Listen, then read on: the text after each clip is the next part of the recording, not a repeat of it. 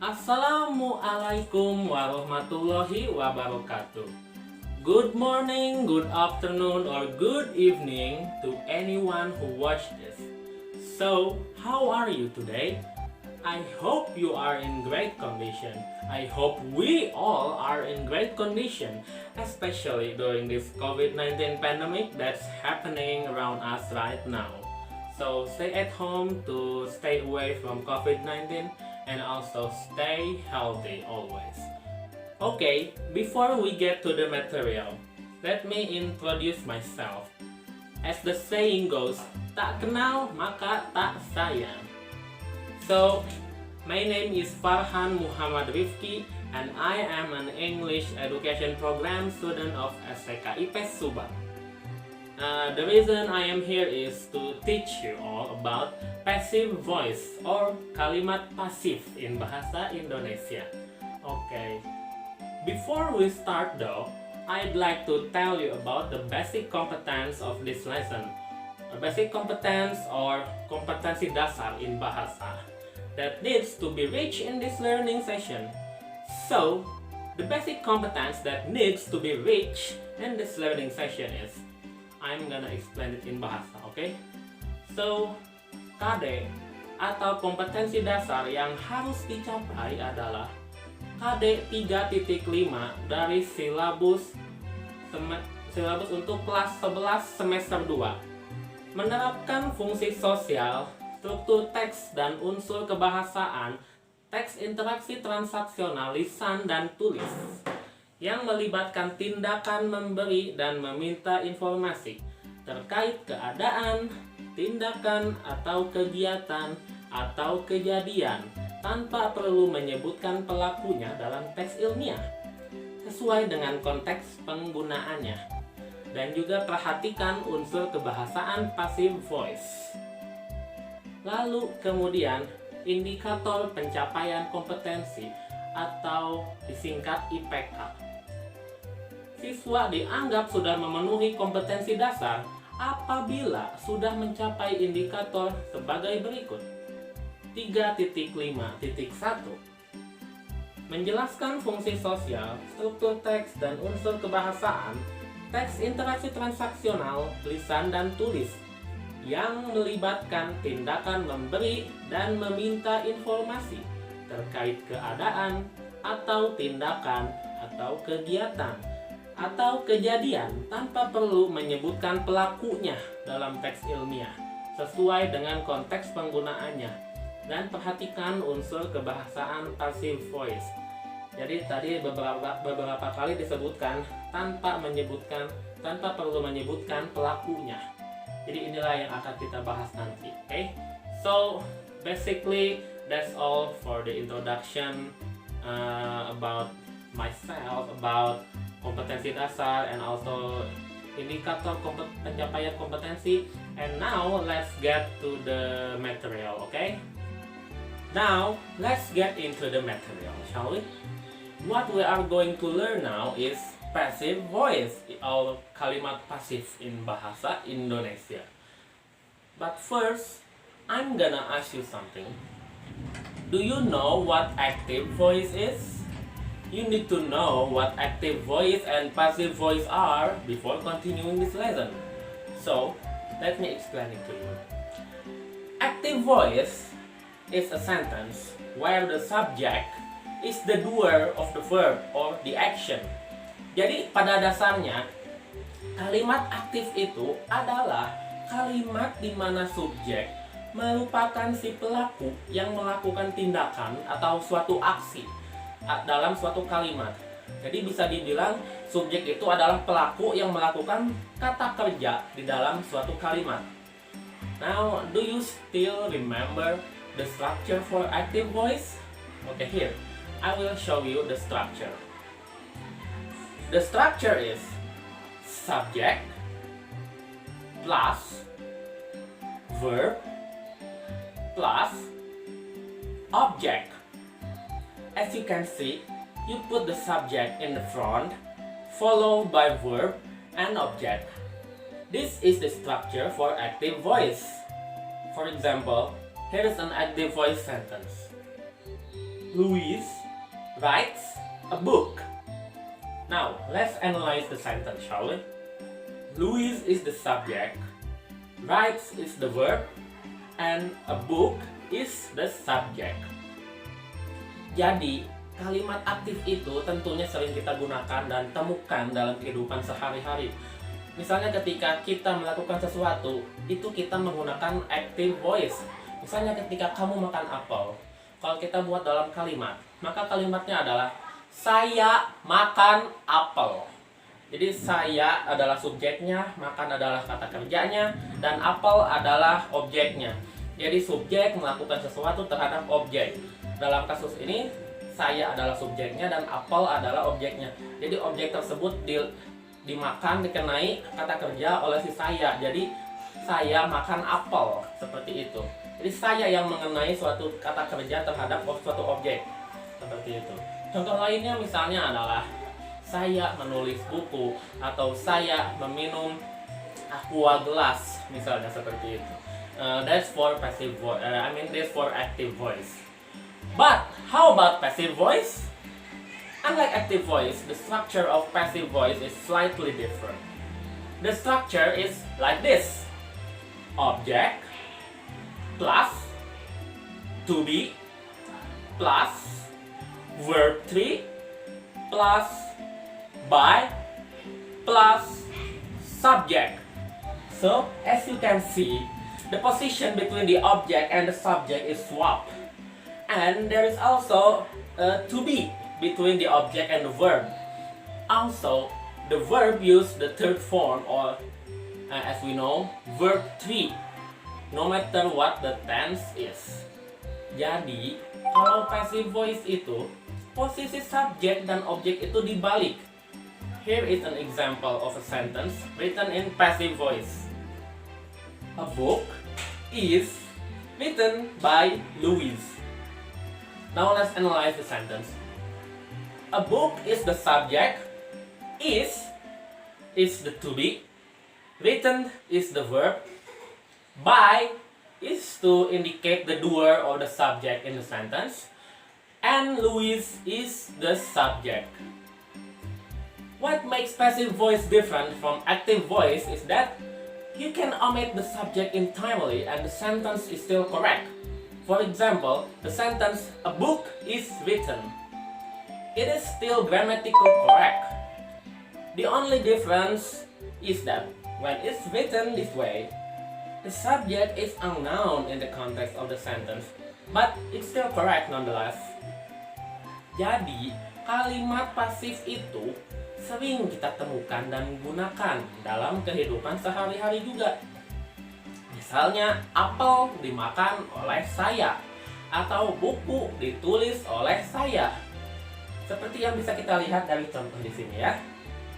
Posisi subjek dan objek ditukar dalam kalimat pasif ya. Kalau kalimat aktif itu melakukan, kalau kalimat pasif itu dilakukan. Seperti tadi kan contohnya, Louis menulis buku.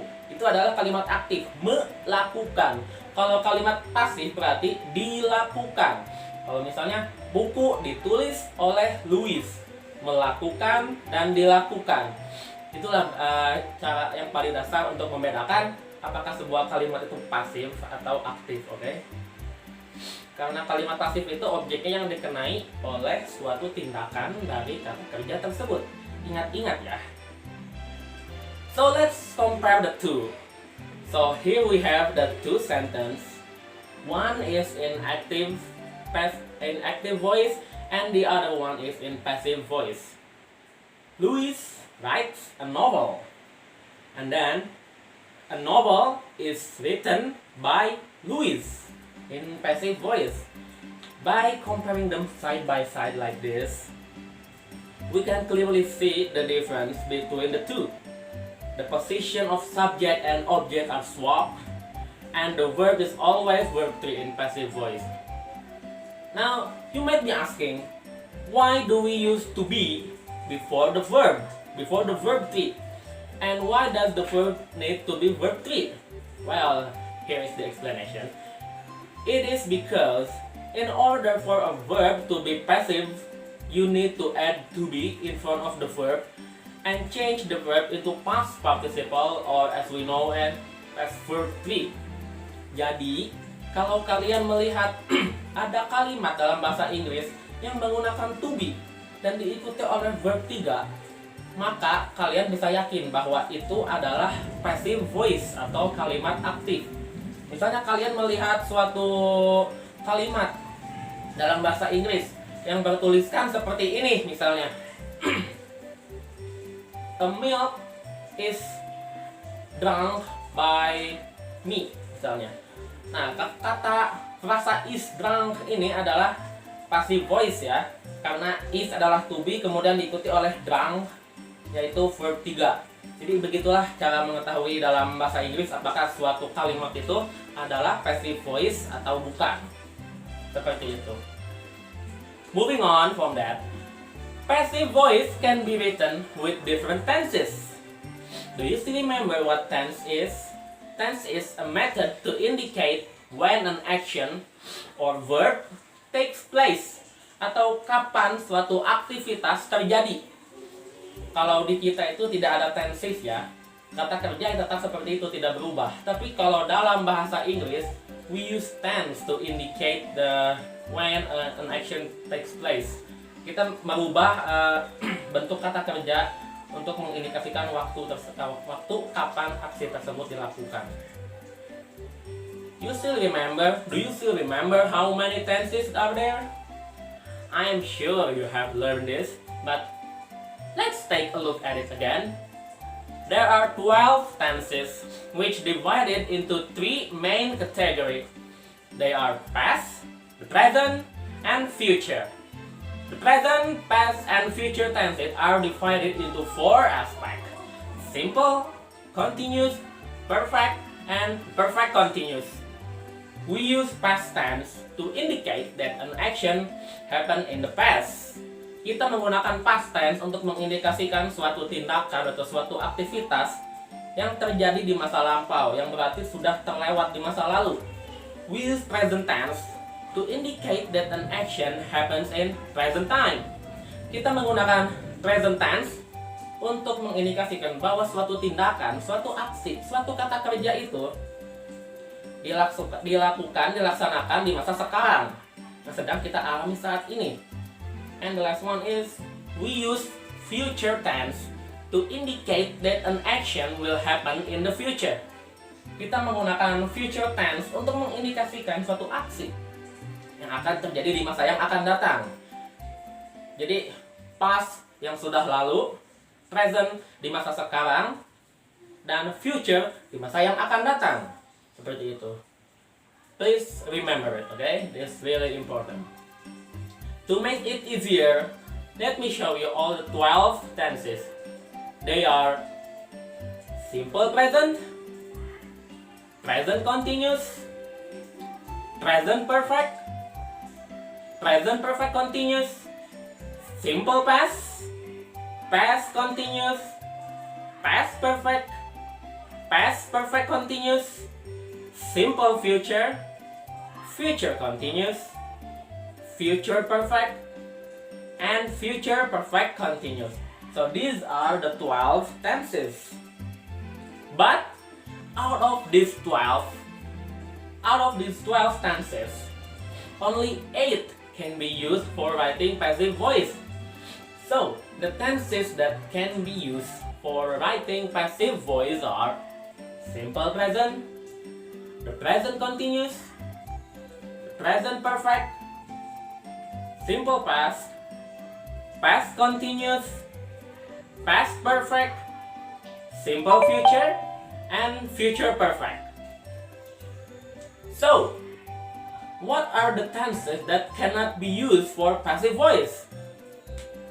They are present perfect continuous, past perfect continuous, future continuous, and future perfect continuous. It's not that these 4 tenses cannot be used at all. It is just very unusual and uncommon to use. You won't find any native speakers speak or write passive voice with these 4 tenses. So you better just don't use it at all. Jadi keempat tenses ini sebetulnya bukannya tidak bisa dirubah. Bisa sebetulnya empat tenses ini dirubah menjadi passive voice, digunakan dalam kalimat passive voice. Cuma ini sangatlah tidak lazim dan tidak umum. Jadi ya mending nggak digunakan sekalian, lebih baik tidak digunakan sekalian saja karena memang tidak umum dan tidak lazim. Seperti itu. So please remember, it's not that it can't be used at all. It's just very unusual and uncommon. Okay, moving on. I won't explain the detail about the functions of these tenses. For example, like, what is this tense supposed to be? What's the function of this tense? I won't explain it in detail because I won't explain it because this lesson is about passive voice. So if you want to know more about tenses, you will have to learn them about it by yourself. Okay? I'm sure you can do it. So the first is simple present tense. For simple present tense, the structure is like this: subject plus verb 1 plus object. For example, Louis writes a book. For passive voice, the structure is like this: object plus to be. The to be for present tense are am, is, are, and then plus verb 3 plus by plus subject. For example, a book is written by Louis. For present continuous tense, the structure is like this: subject plus to be. The to be are am, is, and are, plus verb ing plus object. Oh yeah, I forgot to mention that this to be, am, is, are depend on the subject. Okay, so if the subject is I, you use am. If the subject is she, he, it, you use is. And if the subject are you, they, and we, you use are. Okay, I know you already know this, but I just need to mention it in case you forgot about it. For example, Louis is writing a book. This is the example for present continuous. For passive voice, the structure is like this: object plus to be, the am, is, and are, and then plus being plus verb 3 plus by plus subject. For example, a book is being written by Louis. For present perfect tense, the structure is like this: subject plus have or has, depend on the subject. If the subjects are I, you, they, and we, you use have. If the subject are she, he, and it, you use has. Okay, and then plus verb 3 plus object. For example, Louis has written a book. For passive voice, the structure is like this: object plus have or has, depend on subject, plus been plus verb 3 plus by plus subject. For example, a book has been written by Louis. For simple past tense, the structure is like this: subject plus verb 2 plus object. For example, Louis wrote a book. So we use verb 2 to indicate that a verb, an action happened in the past. So we use verb 2. For passive voice of past tense, the structure is like this: object plus to be. The to be is was and were, depend on the subject once again. If the subject was I, she, he, and it, you use was. If the subjects are you, they, and we, you use were. Plus verb 3 plus by plus subject. For example, a book was written by Louis. For past continuous tense, the structure is like this. Subject plus to be, was or were, plus verb ing, plus object. For example, Louis was writing a book. And for the passive voice, the structure is like this. Object plus to be, was or were, plus being, plus verb 3, plus by, plus subject. For example, a book is being written by Louis. For past perfect tense, the structure is like this. Subject plus had plus verb 3 plus object. For example, Louis had written a book. For the passive voice, the structure is like this. Object plus had plus been plus verb 3 plus by plus subject. For example, a book had been written by Louis. Now moving on to the future tense, the last one. For simple future tense, the structure is like this. Subject plus will plus verb 1 plus object. For example, Louis will write a book. For the passive voice, the structure is like this. Object plus will plus be plus verb 3 plus by plus subject. For example, a book will be written by Louis. Now moving on to the next one. For future perfect tense, the structure is like this. Subject plus will plus have plus verb 3 plus object. For example, Louis will have written a book. For passive voice of this tense, the structure is like this. Object plus will plus have plus been plus verb 3 plus by plus subject. For example, a book will have been written by Louis. So there you have it. There are the tenses that can be used for passive voice, and also the structure for all the tenses in passive voice. So you can remember and learn it. So you might be wondering, what is the benefit of learning all this?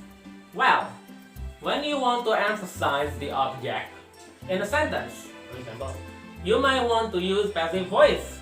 For example, when you want to tell someone that something happens to an object, ketika Anda ingin memberitahukan sesuatu bahwa sesuatu telah terjadi terhadap suatu objek atau suatu benda,